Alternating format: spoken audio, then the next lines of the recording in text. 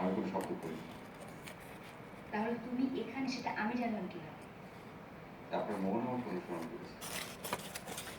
সত্যি একটা